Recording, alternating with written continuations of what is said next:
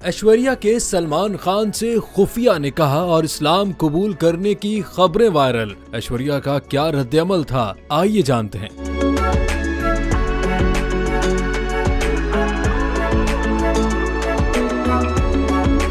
बॉलीवुड के मशहूर अदाकार अभिषेक बच्चन और ऐश्वर्या राय की तलाक और अलहदगी की खबरें तो आजकल सरगर्म हैं ही, लेकिन आज से कई साल पहले इन दोनों की शादी से कबल ऐश्वर्या और सलमान खान की दोस्ती की वजह से खुफिया निकाह की खबरें भी काफी वायरल हुई थीं। यहाँ तक के भारतीय मीडिया ने सलमान खान और ऐश्वर्या का खुफिया निकाह भी करवा दिया था और ऐश्वर्या के इस्लाम कबूल करने से लेकर इन दोनों के हनीमून की जगह भी बता दी थी। लेकिन साल 2002 में ऐश्वर्या ने सलमान खान पर मुतअद्दिद इल्जामात आयद करते हुए उनसे अपनी राहें जुदा करने का बाज़ाब्ता ऐलान किया था। उस वक्त ऐश्वर्या से जब शादी और इस्लाम कबूल करने के बारे में पूछा गया था तो उनका कहना था कि वो उन लोगों में से नहीं जो शादी करके छुपाएं। अगर वो शादी करेंगी तो पूरी दुनिया के सामने करेंगी।